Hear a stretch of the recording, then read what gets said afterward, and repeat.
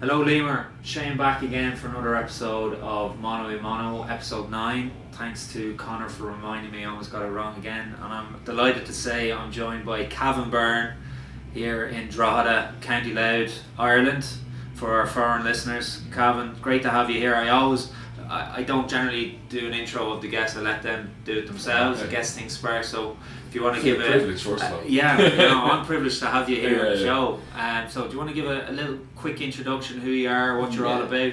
Yeah, my name's Kavan. I'm from Dublin originally, live in Drogheda at the moment. I'm a competitive bodybuilder, a father, personal trainer, online coach. Pretty much was it. Yeah. Professional pizza eater at times. Brilliant. Soon, not just now, but very, very soon because we're prepping for a show. So. And on that, and that's one of the reasons why I wanted to get you on the show today. Like I mentioned, we're putting out the Mono a Monos hard and fast. I did another one yesterday, but with Keith Hughes, and just mentioned to him, I like to get people that I can relate to, that I'm interested in talking to, one from the sports aspect, because that's my original background, really interests me, but what that can do in relation to business as well, and inspire people in different ways, it's their life, their business, you name it. And like obviously I've seen you around the town, you're a hard man to miss, the size of you, big dude, but you actually were on Limor as well, last week, the week before, you were on a trip to China. And I said, right, here's a guy, he's a bodybuilder, which I've been interested in, I want to talk to him about, and he was in China, I need to know what he was doing over there. Mao Zedong is still alive, everybody. And and you're using Limor and social audio. I was really interested in listening to your content there. People can go back and follow Cav's profile on Limor and listen to that content he put out there. So where to start? I think I might go straight into the thing I want to talk to you about is the bodybuilding, because I love weight training myself, and pumping iron is definitely going to come up throughout this conversation. Sure. Inspirational, and Arnie and the 6 rules to success and all that carry on. So, how did you get into bodybuilding? Well, I kind of, the funny kind of part of my involvement in fitness is that I kind of never really felt like it was chosen as such. I was kind of born into it to a degree, but it kind of never felt wrong at the same time. Because obviously it wouldn't, because if you're born into it, like, it's obviously going to work out well, but it never felt forced, or it just kind of always felt like the thing that was right to do, or that I should be doing. Explain that, born into it. So both of my parents were national champions in bodybuilding, so they were both competitive bodybuilders. But my dad and my mum, actually on Instagram there was only something posted the other day of my mum coming back from the Worlds with the Irish team and competing across in Austria, I think. Wow. Speaking of Ireland, but yeah, so they were competitive. Then obviously I came along and I put the brakes on that situation. But they had already started opening up gyms and running gyms and owning gyms together, and so I spent an awful lot. My first steps were taken in a gym, and that's kind of because they were business owners themselves, so that's what they put an awful lot of time into business. So I would have kind of been raised more by aunties and nanas and stuff as we became, but I would always be in the gym as well, always with them, and it kind of happened from there. Stemmed from there till I was about 15, 14, and I remember coming home from my junior cert and just kind of, I don't know what it was, that just kind of was like, I got a bit of an interest for it, and I already kind of done a few bits. My dad had kind of done out circuits for me and stuff, and it wasn't really anything, but then I just something about bodybuilding, because he'd been prepping bodybuilders as well, so I got to see these guys come in and diet and look like freaks, and they go to the shows and then be like, what's going on? But it just, something just enticed me about it, and then I asked my dad to start me off, and that went from there at 14. And by the age of 19 I did my first show. I came third under 21 at a national level, and then the next year I did the same. I took 4 years off because I had my little girl, and then I came back in this year I did 2015, had my little girl, and then we're back in it now again. You're back in it now, and that's interesting. And just to let people know, on Limor, it's the first time we've met a few times and said hello, and that my this might sound a bit strange, but my mother actually knows you a lot better than I do. Well, I think we're both in the same queue with that one, so we're fine. No, she used to do training here in the gym you're involved in. But it's very interesting to hear that you were raised around weights and bodybuilding, and it's a lot more mainstream now than it was even 10 years ago. You know, even 5, you've no idea. Yeah. Like I remember going to secondary school and being slagged for having it used to be considered drugs to have a shaker cup. Yeah. That was like the worst thing you could have been doing with your life, like especially as a young fella. Like they were like, what are you just slagged left and right for? Whereas now you'd be slagged for not having it, like, you know what I mean? It's funny how things work. It's crazy how things work, and like my similar again, like I was always in rugby was my thing in the past, and training and sports and all that, and it was really around the age of 17 maybe before I even looked at a weight. Yeah. When I was up in, but how things have changed now, even in Leinster. Like I had a podcast with Dave Fagan, my old coach, last day, and he was kind of telling us that in the thing, he said we were really the experimental group. Oh, really? To see how young lads will adapt to weights and what to do and what not to do. That's mad, isn't it? Yeah. It's not that long ago. No, that's circa 2006, 5-6. It's crazy. And so we were exposed to the weight. I remember coming in, like the coach he was a senior, Brad was his name, I can't think of his surname, he's an Aussie guy, and he brought us into the old gym in Belvedere Rugby Club, and it was like old school banging and clanging weights, you know. The actual building was probably from the 1920s, you know. But he said, right, lift that, and he says, like, it was literally 5 kg dumbbells, shoulder press, and we could maybe get 2 or 3 reps out, you know, and they were 17-year-old males, you know, and the Leinster ladies were lifting more than us, so he says, the fucking Leinster ladies lift more than you can.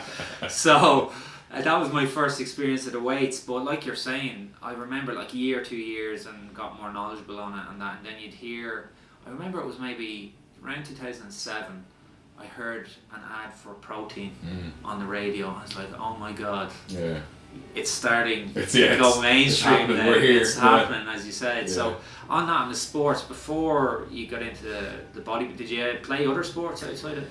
Never. I did, but like my first rugby match, people listen to this now, they'll back me up, will laugh.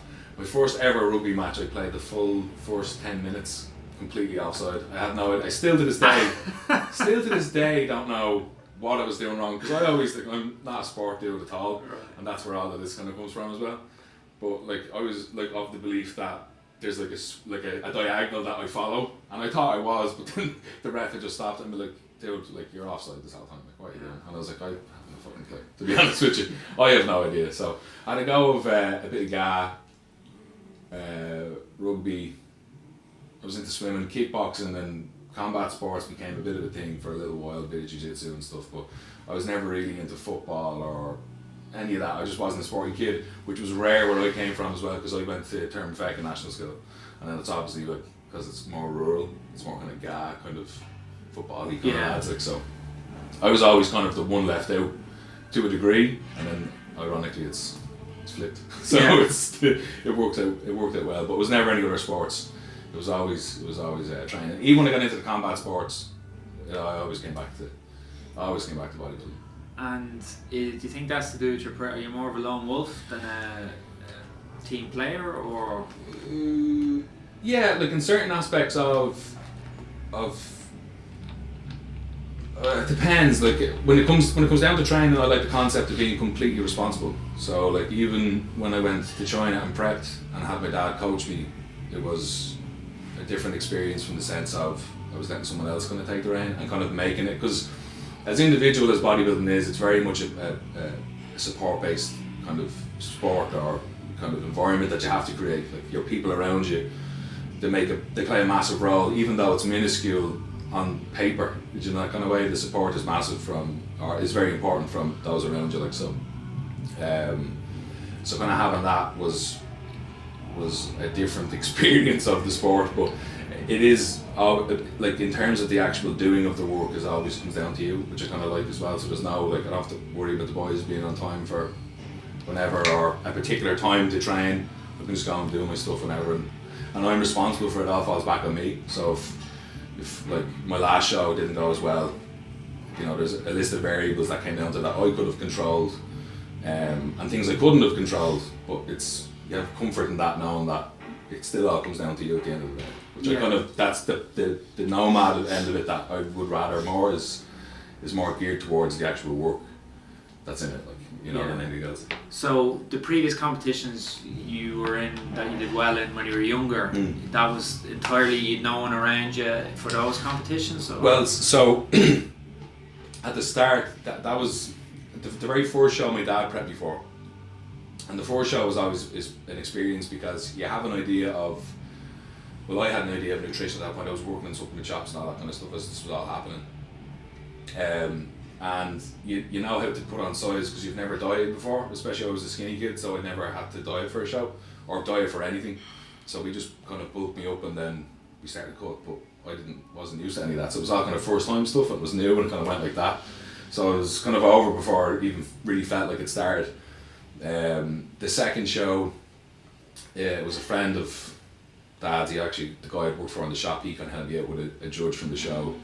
And then the 2015 show I did myself. So that's what, at that point I kind of observed everything, and after the second show I kind of felt like there was a few decisions made by the people that were looking after me that I felt I probably would have done them differently and it would have been better. So, which has been a running theme in my competitive career so far, ironically, but that's just the joys of bodybuilding.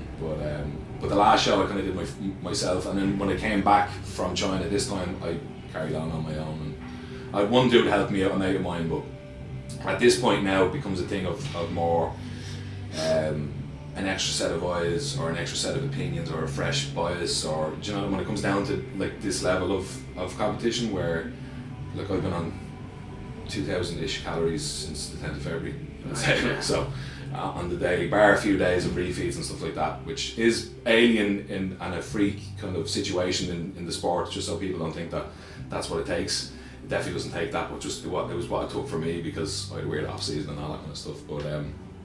But there's it's just, I don't know. It's just it's enticing. It's constantly. It's hard to move away from, like, you know, that kind of way. It's a hard one to explain. You'd have to kind of go through a prep and stuff like that to really kind of. And on that, just for, I'm sure there'd be people listening here who don't really have much knowledge on bodybuilding or professional bodybuilding or competitive bodybuilding. If you just want to touch on that, what a comp prep, let's use the one in China. Yeah. So you're away from the sport for about 4 years or so, you were saying? Yeah. Competitively. You said, right, I'm going to get back into the ring, as it were. Yeah. What do you do? Is it mindset, physical, your training, your nutrition, which is so important as well? Yeah, it's everything. And it's mostly mental when it comes down to a preparation, because an awful lot goes on, in terms of like body changes and body fat, and, you know, when your body fat gets low enough, your body doesn't respond to things the same way. You know, like your libido wouldn't be the same. Even something as simple as sitting down, like I have very little fat on my backside right now, so this actually isn't comfortable. Right. I'm a lot, like, just generally sitting down, those kind of things. So, and they're like little things that you wouldn't think are anything, but they become massive especially when you're hungry and starved and exhausted. But the idea is usually you would go from about 12 weeks out on the food that you'd kind of been in your off season in, so you're at high enough calories. And then you slowly just start chipping away the calories to bring your body fat down, and then eventually when the calories aren't enough in terms of kind of working fat off, you start adding in cardio, and then your activity level comes up, your calories come down. Eventually you end up where you're doing a bit of activity and you're eating little food. Now some people can do it on more food than others, less cardio than others, that comes down to the person. But we went full hog for me, because it had been so many years since I competed, and every time you do a show you're a new physique anyway, so it never really you can't really just get a prep and go, right, I know I'm doing this for this 12 weeks, because anything could change in your body responses and stuff. But China, we were just like, I got over there at 110 kilos, so I was 10 kilos off the mark for my off-season weight, so we spent the first 4 weeks putting that weight on, so I got up to 121 by the start of February. 121 kgs. Yeah, Wow. which I had been just prior to Christmas, but with Christmas being Christmas, I obviously lost it. And then travelling to China over a day, and by the time I landed and got settled, it was 110 kilos, 10 kilos that came off. Whereabouts in China did you go? Shenyang, Shenyang. which is kind of northeasterly, I feel. But I feel like someone might correct me on that being wrong, so we'll find out soon enough. But north, for sure. So we went over there, and once we got the weight on, we're like, right, it's time to diet, and then it was just flicking the switch. I mean, you normally transition that, but we just cut food. And then I got a low-level stomach bug of some description. We're still not fully sure what happened there, but I couldn't, I was eating about 1,200 calories, and I wasn't hungry. The food never touched me. I was still training, I felt fine. For about a week or two, took a cheat meal, and then we just started dieting from there, and it was fine. About 6 weeks of roughly 2,500 calories a day. You were there for the 6 weeks, really? I was there for 75 days in total. Wow. So all of that was covered there, and that's not normally how you would prep. And the mental aspect of that was like the isolation of being there, because I really spent all of my time at home. So I'd get up, I'd eat, I'd go back to sleep for a nap, go up and eat, go and train, go back, eat, nap, eat, and go to bed. And that was what I did every day, 75 days. So. And then obviously you'd have cardio to do, so I get up in the morning and do cardio, out in the evening do cardio after the gym. You just fill up your time with it, like, you know. And normally it's different when you're here or when you're home, and in your own comforts and around your own luxuries, that you get to realise that it's that exactly, that it's a luxury, and that you're starving yourself by your own will and your own choice. You know, you get dudes that tend to be a little bit grumpy when it comes down to that kind of stuff, which you can understand as well, because it's emotionally draining, like for the most part. But it's a choice that we make. But when you go over to China and do it to that degree, it can nearly kind of seem like a dream for some people. Like, oh, you know, I'd love to go somewhere for 75 days and just prep. You think that until you're like 75 days of not really talking to anyone, just training. And what was it? Was it in a compound that you were in, or a gym specific area? My dad has a studio over there, so it's about 120 square meters. So it's not a massive gym. Oh, he lives in China, does he? Yeah, I was living there years now. Yeah, sorry, that probably should have came up. But that's that's my fault. Sorry. Dublin, Shenyang, Thermofec. Imagine how my head is now. I don't even know where I am now, to be honest with you. I'm still. I don't know what maybe is up since coming back. But so he has a gym over there. So I basically went and lived with him and my 2 little brothers and his wife. But that was just literally, there was a room for me, and the food was there, and everything was mapped out. It was great. Yeah. But it was just, there's no English speaking people around. You spend most of your time just. And how's your Chinese? Terrible. Shay. Yeah, good. That's the height of mine. Yeah, no, that's that. I picked up about 5 words, but the enunciation over there, if you got it a little bit wrong, they're just. Yeah. You don't know what you're talking about, and then you set off a whole chain reaction of what is going on here, and then you're like, sign language. So that's how it became so isolated as well, because you never even try it, because you're like, what's the point? Like, you're not going to understand me anyway. And I can only go as far as to say left, right, hello, goodbye. So it's just not really going to be. And the nutrition over there, like Chinese, you think of Chinese food here, and what's the stuff that's in Chinese food? That is MSG. MSG. Yeah. They don't have MSG there, or do they?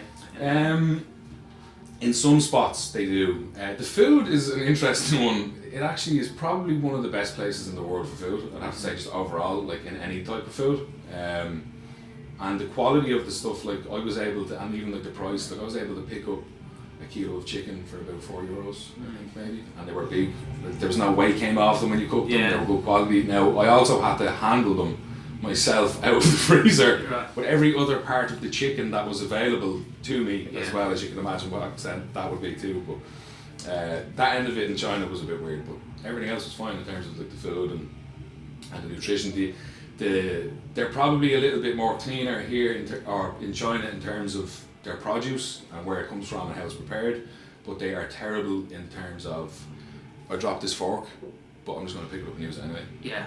In your food, like, so. Right. Yeah. That's the part of it where they're just like, I don't really care, and you shouldn't either. So that part of it was a bit weird, but other than that, it was a real blessing, and it was all of those things that kind of actually is what kind of brought the whole Limor thing on, because, you know, as you can imagine, doing an hour of cardio in the morning and in the evening, eating very little food, being on the other side of the day to everyone at home. So you start your day at 10 a.m. here, it's 6 p.m. and I'm probably wrapping my day up like. Yeah. So anyone that has FOMO, I wouldn't recommend going to China because you're definitely missing out on loads of shit on a daily basis, which is rough. Kind of doing your day over, and then even for my birthday as well. I was there for my birthday, and there was nothing that. Really. How old are you now? 26. 26. Yeah, so that's what we spent today doing, back and shoulders for my birthday. Yeah. So that's the joys of a prep. So when you have all that kind of going on and you're missing all of those kind of things, you become very intrinsic. And I would be someone that would be not like a spiritual person, but I like the concept of the likes of Eckhart Tolle's or Pema Chodron's or the kind of spiritual teachers and stuff, more for their message in terms of mental health and kind of keeping your shit together to a degree.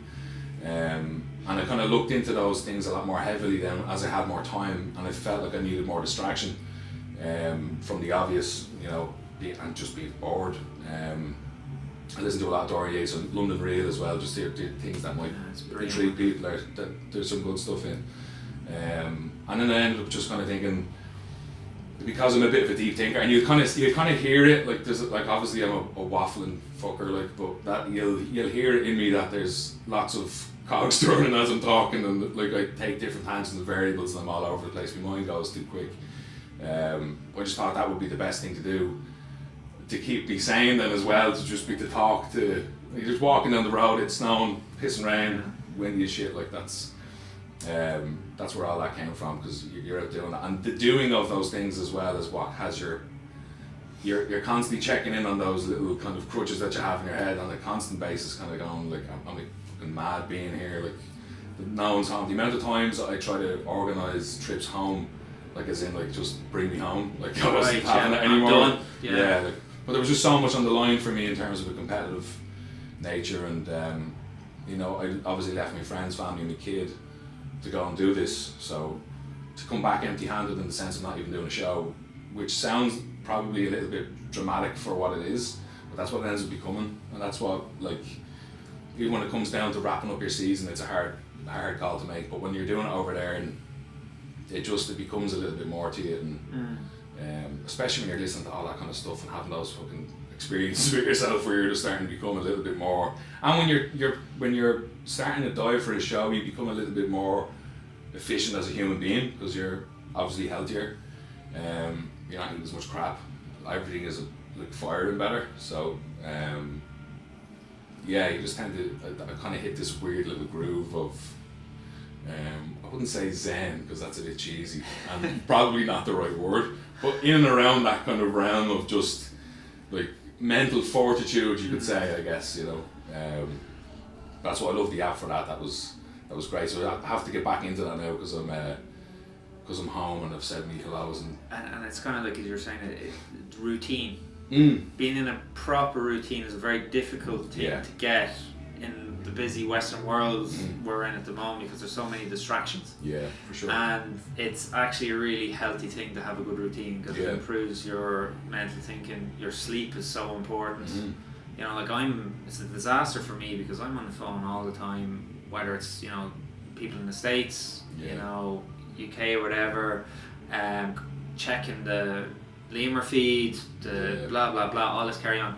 I'm looking at that screen and I'll wait till 2 or 3 in the morning, and it just messes up everything, you know. And when you do actually go to sleep and you get 2 or 3 days of a proper routine, you feel like $1 million. It's crazy. Completely. And it's only when you do it is when you feel it. You know what I mean? Or even like I'm not into the blue blockers, but I turn the blue light off my phone going to bed, and even stuff like that, like even little changes like that makes a massive difference, because that knocks on, and like you said, like if you get a shitty sleep, sure, the concept of the next day's routine being intact is already completely like diminished to the best part. But it is for me anyway, because if I wake up late then the day is just like I kind of get it together around 3 p.m. because it's like 11 now and whatever. Like, so by the time I wake up and have coffee, and so but it's always, all that stuff is important, and the routine is essential, and it's not just for the likes of competition prep or just things in general. That's one thing I found the most in China, is just generally having like a ways about your day, like, you know, having it, like, because I would have been someone that, being self-employed in the past, where I wouldn't really be someone that I'd go to bed at 2 or 3 in the morning and be up programming or building websites or doing something weird trying to do something till all hours, and then waking up at like 10, 11, 12, and then just not really caring. But then once I started prepping and fixing all of those things, I was like, killing myself here. Like, it's actually really harmful for your body to be doing those things. Yeah, it is. Yeah. You know, like your meridian. Is it your meridian cycle is the times that you should be going to bed off based off the sun and the moon and where everything comes in and all that kind of stuff. But all this stuff, or your circadian rhythm, my apologies. But those kind of things all matter to a bigger picture, and no matter what you're doing. Like, yeah, you know? yeah, and you beat me to it because you got into the natural progression about talking about the mindset and what it takes, and you know, spirituality and all that kind of thing as well. Like bodybuilders, you know, all athletes, sports people, but bodybuilders in particular, because it is a very individual sport, niche.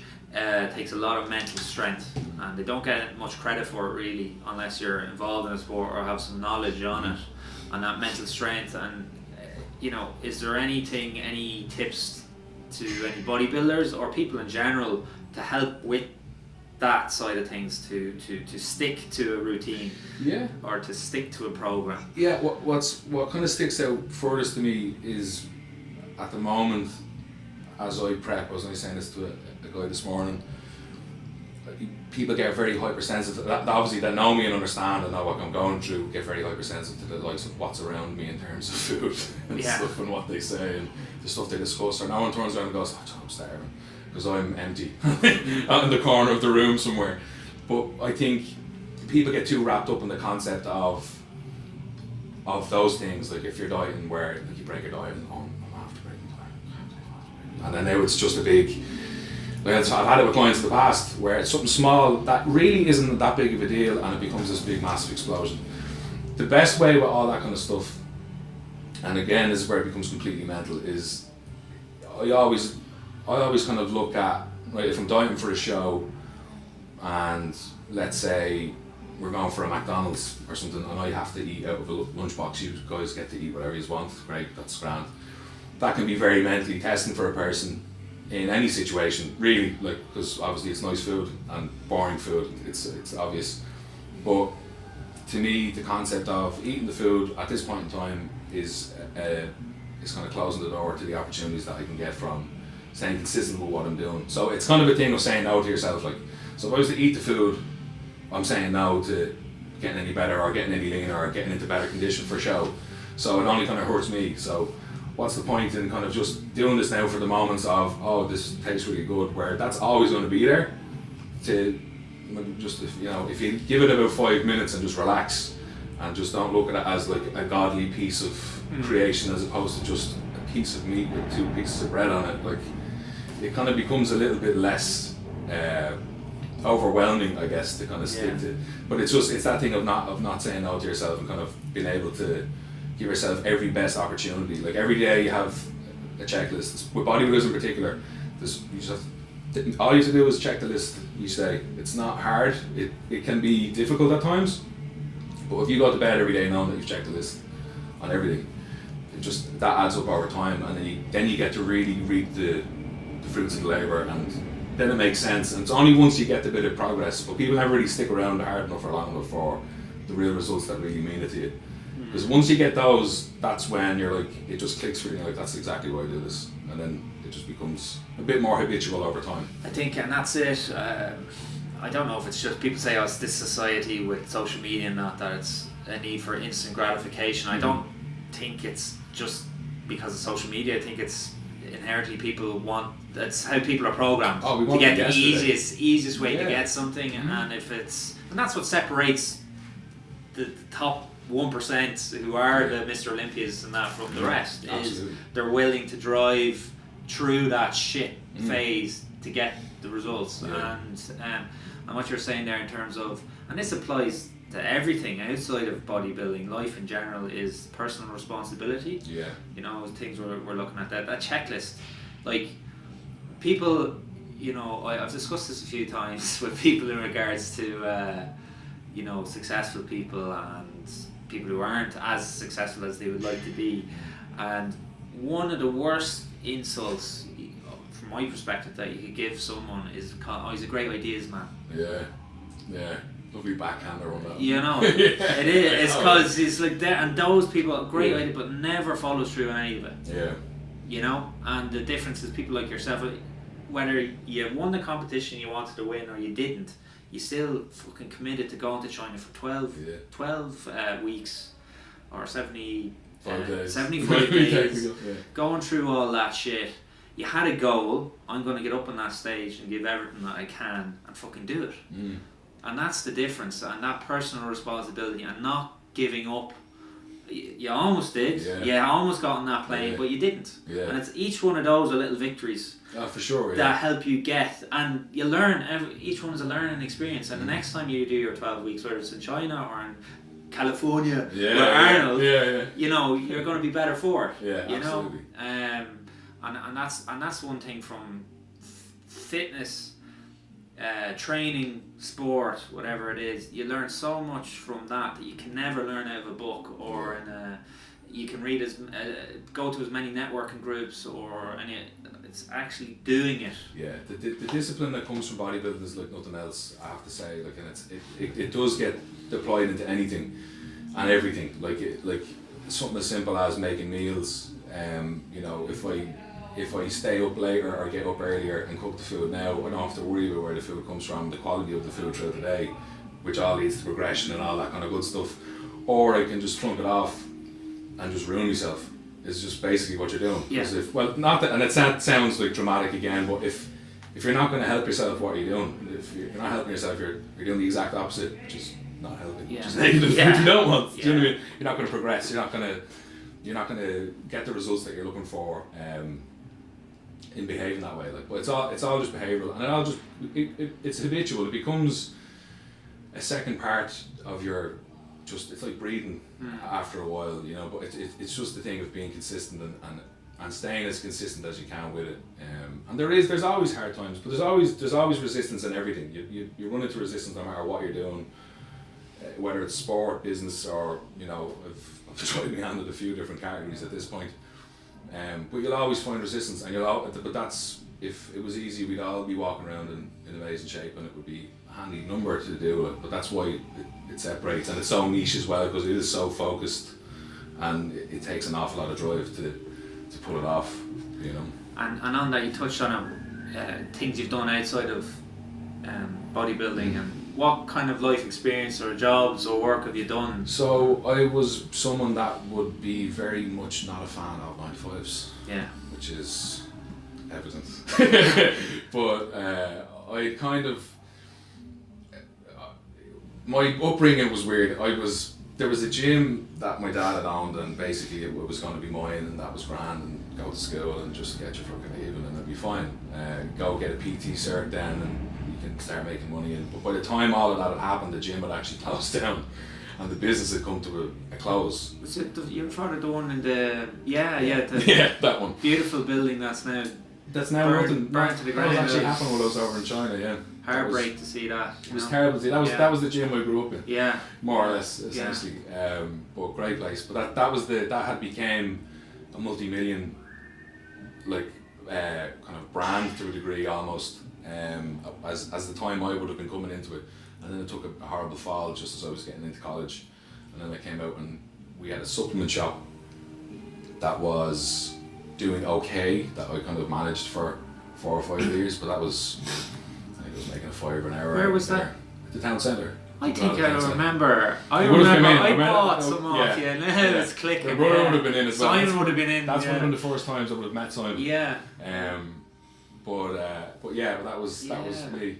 Yeah. So that was a rough one to do anything with. But I was at that point, I'd only get 200 quid a week, spending all my life in the place, working me whole off. But it was for bodybuilding, so that was just always just. Because at that stage, like I'm 18, 19, you're intense in a 10. Yeah. And there's nothing else going on in your life other than the fact that you're training, because you're only fucking 18 or 19. So, but then eventually I got into online coaching.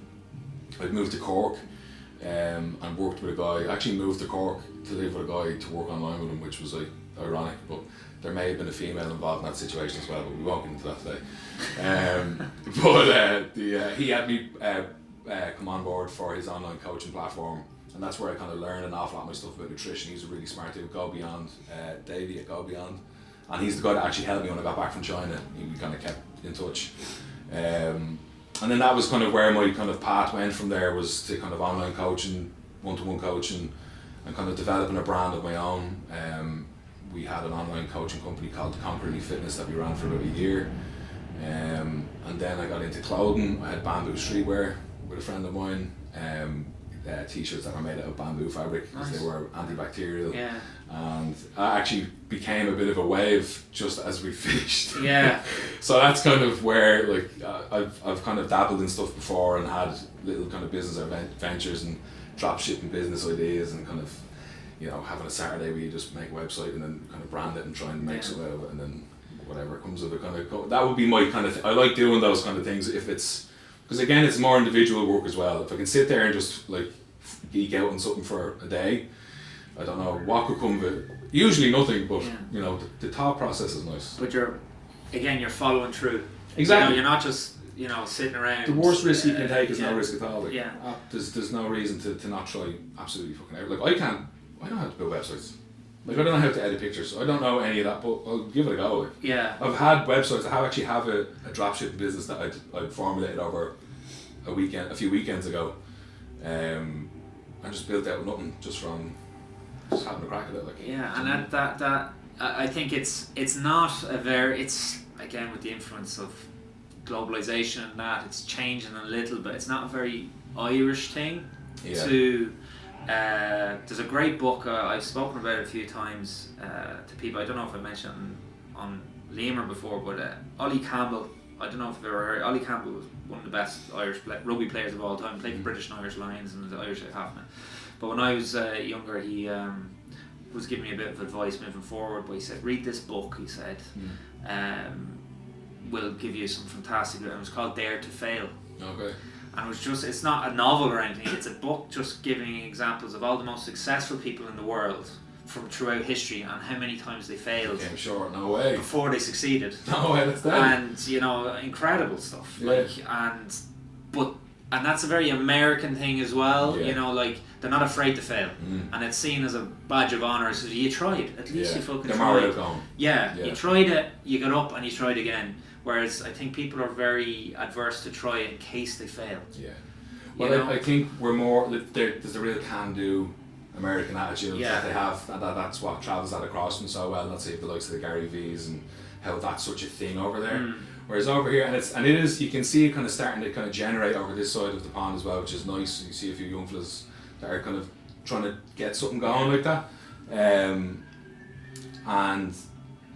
you know, I think over here we're a bit more, I hate saying it because it just sounds so negative, but it's true to a degree in the point of a jealous perspective, where we would be a jealous race to a degree, I feel. Well, and that could probably be more from my exposure to fitness, because fitness would probably be a little bit more material in those end of things, and maybe a little bit more bitchy in the deeper end of the industry.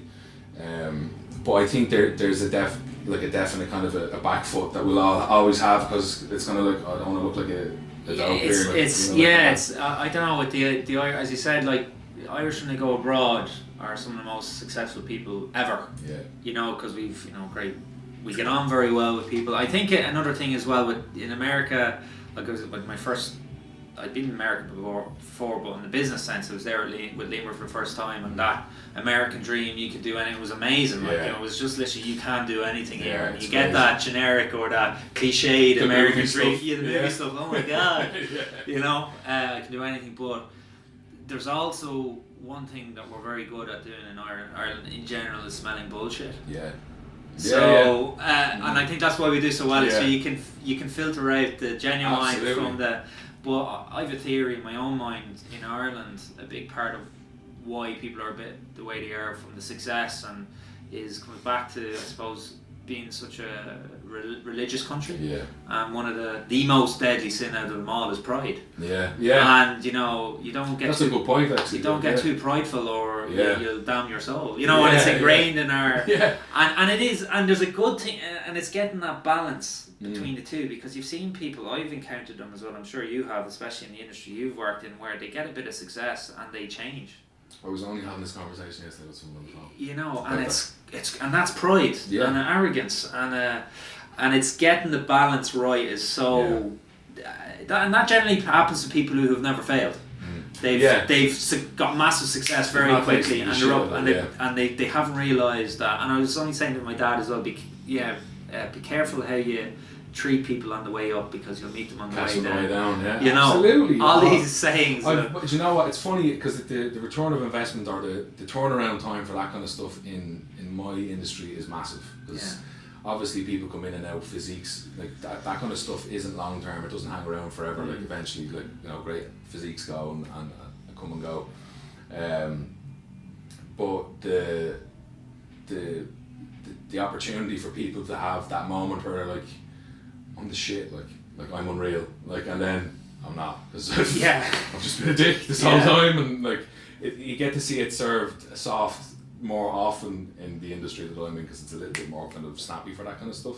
But it is definitely a thing. Like I literally a conversation I was only having yesterday with someone, just where people get a little sniff of something, and then you give them an inch, it's gone miles, absolutely miles, and that always comes back. You know, on surface area, those type of people that tend to kind of portray themselves as, you know, in that way, in an arrogant way, whatever about pride and being humble, but having an arrogance, you know, that eventually, you know, over a year, like what can seem like a long time, in the grand scheme of things becomes a short time in what they actually get to experience, because they don't stick around, because it never works. They always end up kind of crumbling. But it is, you know, I've debated about it in my own head, and I've seen it's something that is required though. To be the best at something, you have to have a measure of arrogance, for sure. Which is combined with confidence, and then people who do, you see the highest, like I've never experienced it, but like from observations of people at that level too, they are that way in a way. It's a form of defensive mechanism, because you've got thousands, if not hundreds of thousands of people wanting your time, wanting something from you to succeed, or whatever. It might be innocent or it might be malicious, but it's very hard to filter the genuine from the not so genuine. And so there's lots of factors in it. Especially when you consider that in the come up, if there's any like kind of hardship experience, that there's nearly a chip on your shoulder at that point as well, where you'd be kind of like, you know what, I've fucking earned this. Like, and you've been through it. But then that's, you're also talking measures as well. So that's what, when you only get those measures and that combination from going through the shit. So the dudes that don't have that, they end up kind of having it, and they're like, I didn't have to go through any. You will though. Like, everyone pays their dues at some point. Like, that's for sure. Find them in China. It's the best place to pay them. Yeah. I can tell you that now. So going back again, another segue, your competition that you trained for. You mentioned that it might not have gone as well as you wanted it to go. Yeah. Why was that? So with the joyful thing of competing in bodybuilding is that you could spend anywhere from 6 to 20 weeks getting ready for a show, and you could really fluff it all up in the last day, or the last few hours really, which is kind of what ends up happening an awful lot of the time. One of the biggest things that you'll see at a bodybuilding show is a dude that's either soft from carving up too hard, or a dude that's flat from carving up too little, or messing around with their water and getting the same issues on either end, which is kind of a combination of what happened to me. So when you peak for a show, so the show is on a Sunday, Monday, Tuesday, Wednesday, I'll just slowly start depleting carbs. So my workouts become higher volume, I'll start doing more cardio, and I'll start shrinking down my carbs and probably going no carb for those days, and bring my fats up just so that there's something in me. The Thursday and the Friday and the Saturday usually are your carb up. So you start your carb up on a Thursday and you train. Same on a Friday, less carbs, train. Saturday, depending on how you're looking, is the way it should kind of go. You fill up big and then taper down. And then your water, depending on what you decide to do with it, you could either cut it completely the day before, or you could taper it up and then taper it down. You just do it. You'll usually see on Instagram, you know, bodybuilders are peaking because there's bottles of Evian everywhere, like people drinking 12 litres of Evian a day, and then they're not drinking any water then for a few days at the end of the week, because the water goes in, the carbs come out, the carbs go in, the water comes out, and then the sodium, there's loads of different variables that come into that mess it up. So the idea is always to keep it simple, but I'm bad for that because I'm a bit of an overthinker, so I like to get really, and that's the nerdiness in me that comes out, where I'm kind of like all these different moving parts that I can kind of sit with and mess with, and I've kind of thought that, and you'll only ever get the peaking situation right from doing it wrong constantly, which is the joyful thing, and that's the thing as well where that whole arrogance thing comes in, where I nailed it, but they don't know how they've nailed it. So wait for your next show before you start being arrogant, because you don't know what could come of it. So that's kind of what happened to me. Was we carved up too hard for the first one, or I didn't carve up hard enough and cut water too severely, and then the second one I carved up too hard and didn't cut water. Right. You're constantly, and then like I said, every prep, like I could go and do the same prep next year, but my body response would be completely different. So I actually couldn't do the exact same day. I would have to change it. Yeah. Which would all be built up over the data that I pick up over time from how I progress from my off season, and how my food's going in and all those. So there's a lot of moving parts to it, you know. But it's unfortunately easily done where, like, the day after the show is usually the time where you hear guys kind of going, I could have won if I look like this right now. That's because they've relaxed and they've had pizza and drank water and kind of took less into it, you know, that kind of way, and they've been relaxed, less cortisol and stuff. But yeah, that's just. And where was the competition at? The first one was the 6th of April in Limerick in the South Court Hotel, and then the one after that was the 21st in Limerick as well, and that was in the UL Concert Hall. And what was the organisation? So the first one was the NPC IFBB League, so that was a pro qualifier. Right. So if I was to have won my class and then won the overall, I would have won a pro card. Right. I would have been able to compete in the professional leagues, so I would have been the likes of the Olympia and stuff like that. The last one was just IFBB or RBBF, that's like our own national kind of thing, and it wasn't a national level show, but it's kind of what they kind of have around the times of the Europeans. There's not an awful lot of shows that are on in Ireland in comparison to, like, you could do a show every week in the States, whereas here, like, it's usually April and October, but now they have new federations coming in with the likes of Two Pros and their NPC shows anyway, but they've come over and they make pro cards a little bit more attainable, so there's more shows this year, so that's why my season was to come back. This because I'll probably compete at the end of the year as well, because those kind of shows go through the year. Okay, and I was actually, we bumped into each other on the street the other day, and I was watching Generation Iron 3, and they were just going into how they've created so many new classes into Mr. Olympia over, and that's the ultimate goal, is Mr. Olympia. Isn't it? Absolutely. Yeah, that's the creme de la creme. Yeah. But they've because the mass monsters of professional bodybuilding now, it's just, there's very few people that have the commitment of all the stuff we've covered here today to do that, and a lot of people don't really want to do that either, even if they could.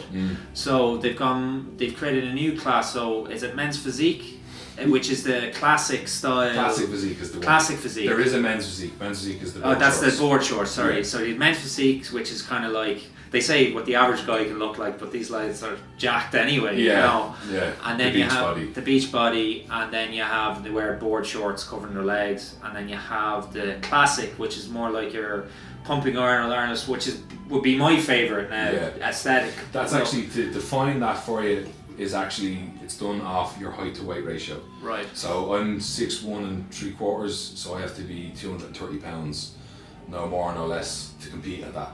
Yeah. So that's the best kind of balance that you can have in a physique in comparison from your height to your weight. So that's how they judge that. So classic physique will always be done off a weight to height ratio. Okay, and then there's the men's open. Men's and open. is that the one that you're competing in?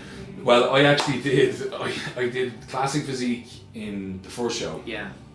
And then the second show, they had classic physique, but it was different regulations.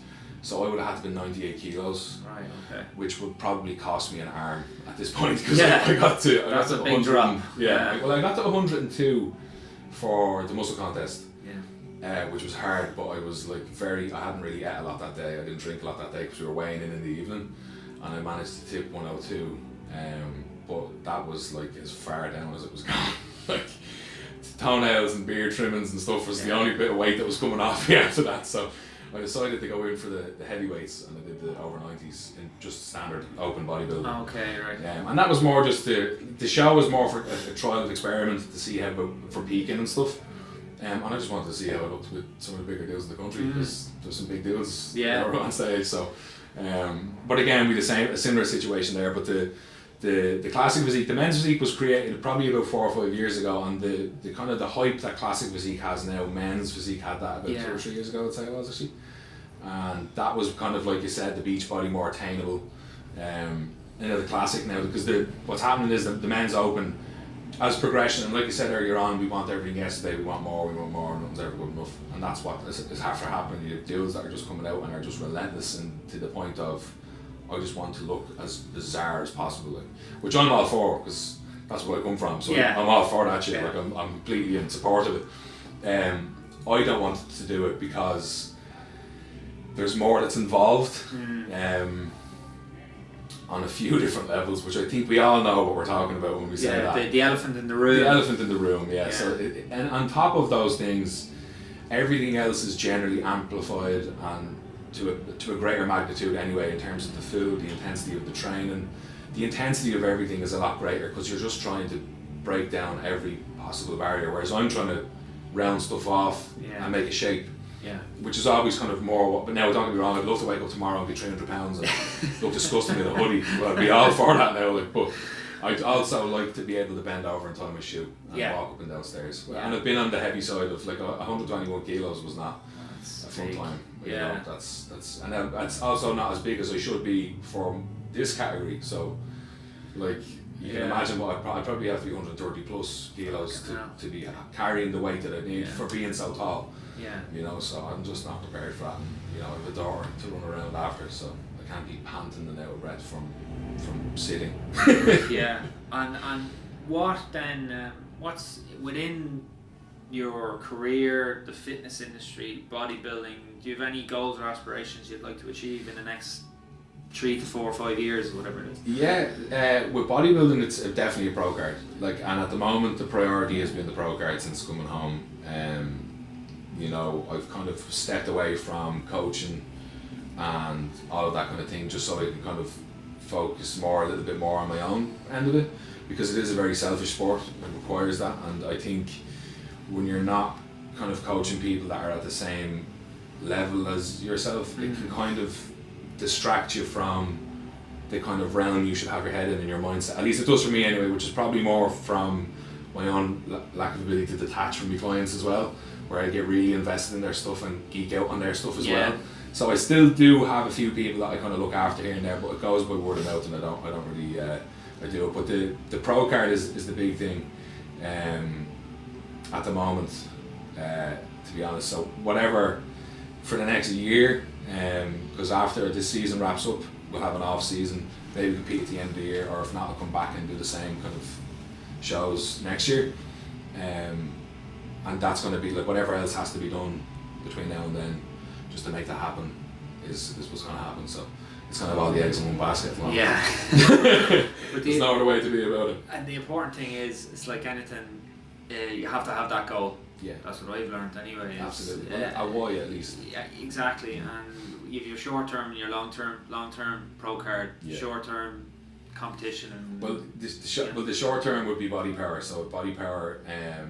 Saturday week, so that would be kind of the short term. So surviving would probably be the short answer for that one. Would just be getting through the days, because the days at the moment, it's only 10 days to the show, but it's days are like weeks at this point, because they're long and they're tiresome. So we'll get through there. So that would be probably the best answer for short term goal. So it's all bodybuilding at the moment. Bodybuilding, and there's a question in regards to bodybuilding as well. Another part. So the one thing that must be very, very frustrating for a bodybuilder as opposed to someone in competitive sport or powerlifting, let's say, or whatever. In powerlifting, if you have to deadlift 200 kg and you deadlift 200 kg, you're the winner. Yeah. Whereas if you go in bodybuilding, you're in the best shape of your life. And better than the guy on the right, but the guy on the right can still win because the judge thinks that he looks better than you. Yeah. That must be very frustrating for you. Extremely. Yeah. So you know, that's another mental aspect of it as well, but how's it, and I'm getting to my other question, which I think is a really fascinating part of bodybuilding as well, as the posing.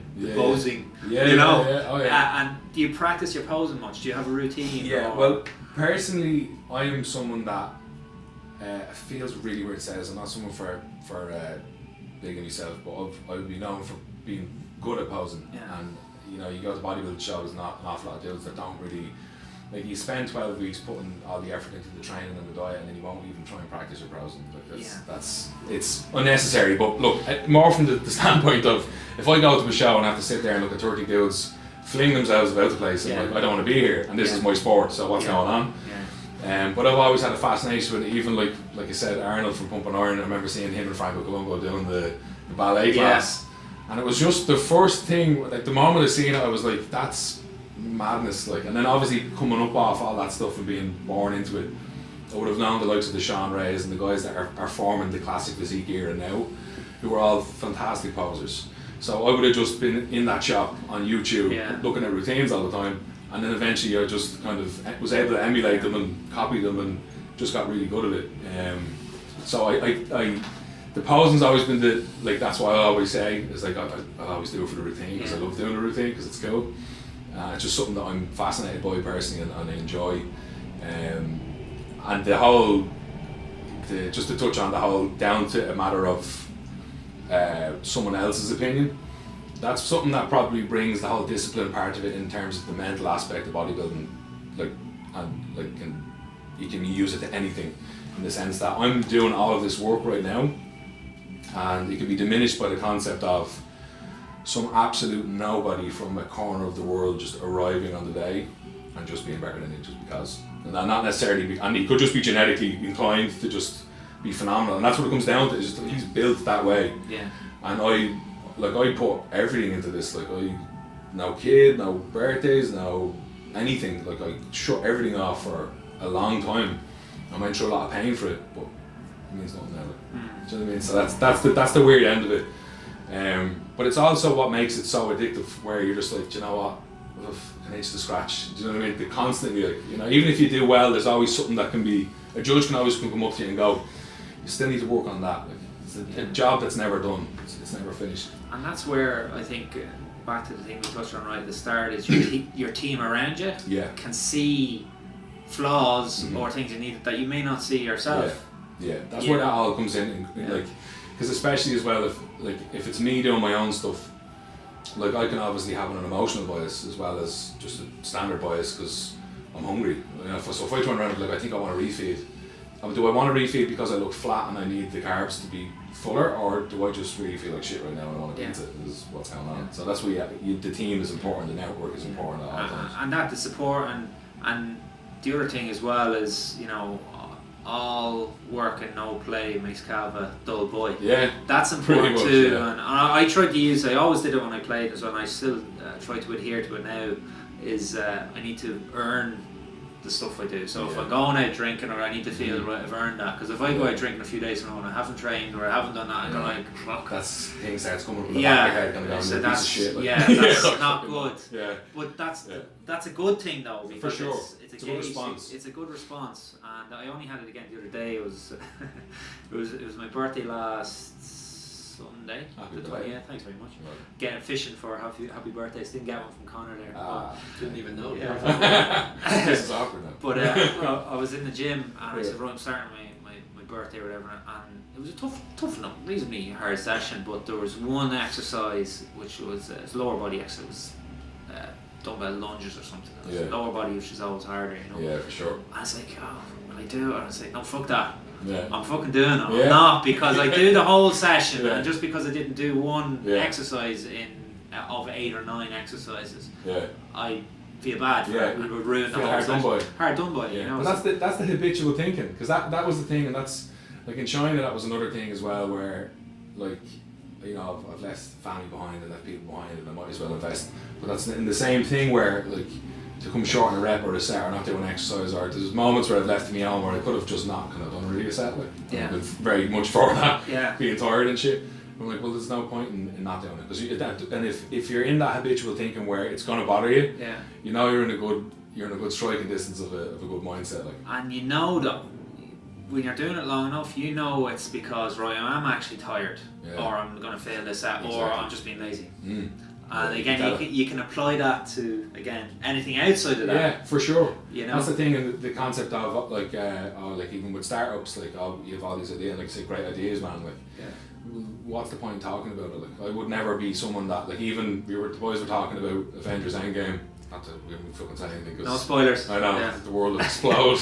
It wouldn't be my thing. I got 3 tickets to it and ended up kind of falling asleep because it was late and I was prepping. But the lads were kind of talking, and I'm like, there's not real. Why we And that's kind of different. I'm like, there's not really a point in talking about what the movie could have been, because the movie is what it is. Yeah. So like, why are we, you know what I mean, the same kind of idea, like, why are you giving me this idea of a business if you're not going to even bother doing it, because you're just talking for the sake of it. Like, it's talking for sport. You might as well invest in it in that same way, where I'm not going to miss this exercise or that rep, because to execute brings progression or results. So, you know, in not doing those things, you don't get those things. So always do. Okay, we're coming up on to our 59 minutes 55 seconds here. So Beautiful. just before we close this off, another thing, I need to give a quick shout out. We're talking about posing, and I have to give credit where credit's due. Yeah. Simon is brilliant at posing. Really? He No is way. brilliant at posing. No way. You can almost do that Ernie pumping iron. Oh no way, the side shot? You can do all, like, he's very, very good at it. He Really? practices it a lot, and he does. No So way. you must get him in and do a session with Absolutely. that, 'cause he loves that shit. He's yeah. brilliant now, that's happening. So it's a good laugh when you're out. If you ever go, he rarely goes out in the piss, but when he does and he starts doing Trying to do shapes? shows, Savage. it's hilarious. Shouts to Simon for that, for sure. Yeah, but I get that out there. But if you're going to give any, I suppose I like to ask guests on the show, any advice. Listen, you've given loads of advice, really valuable information there to people. Doesn't need to be a sport, that can help them in the future. Is there any things that you like to tick off the box for how you live your life? Pay an awful lot of attention to what goes on in between your ears. I think is probably the biggest thing that I've probably learned myself. I'm only kind of getting my wits about what way my head is. Obviously it's difficult when you're prepping for a show as well, but the last trip to China was something that really opened my eyes to that kind of stuff and the importance of those things. And I know it's becoming a little bit more of a thing now where people are more concerned with their mental health, which is great to see. There's more people actively gone about fixing that. But always pay attention to that stuff heavily and be open-minded when it comes to looking after it, in the sense of, if it means, like, the first time I ever heard Eckhart Tolle's voice, I was like, what am I doing listening to this thing? He sounds like Kermit the Frog. There's no, like, this is, and I'm someone that would be a slagging fucker anyway, like, so it was a little bit like, oh, you know, like a proper blow, like, this is like stupid, like, listening to this fucking thing, but give it a chance. And you know, it made a massive change to just my perspective on life, which ended up generally changing my life. I was someone that was very materialistic and wrapped up in the rat race of being successful and being one of these people and being everything other than myself, really, although I've always been very good at just being myself and unapologetically so. My focus has always been shifted off the stuff that just isn't fucking important in life, like, which is like the cheesy stuff like family and friends and two feet to stand on, 2 lungs to breathe with, and can train and shit. And that's the stuff that matters most. You know, the things that we all aspire to and drive towards are the fun is always in the journey, like, in it. So there's no real point in getting wrapped up in who does what or who doesn't do what. And like we were saying before, don't be afraid to fail. And I think all of that stuff becomes a lot easier to do, even with the discipline ends of training and stuff. The moment that you're able to be a little bit more cooler with what's going on in between your ears, everything just meshes into place really easy. Like, so always just invest into your mental health over anything else would probably be the best thing I could say. There you go, that's brilliant advice. Get that right. Yeah, definitely. Hashtag trademark. Yeah. But listen, Cav, brilliant. I'll definitely have to do another one with you again. Sounds and good. best of luck with, no doubt you'll keep improving in your bodybuilding and get that pro Definitely. card. Yeah, You know, as and fuck, I'll have so. to go watch one of your shows as For well. sure. I will get you hooked up. Yeah, We'll get you sorted. definitely. VIP access. Always. But listen, thanks a million. Cheers, bro. Appreciate it.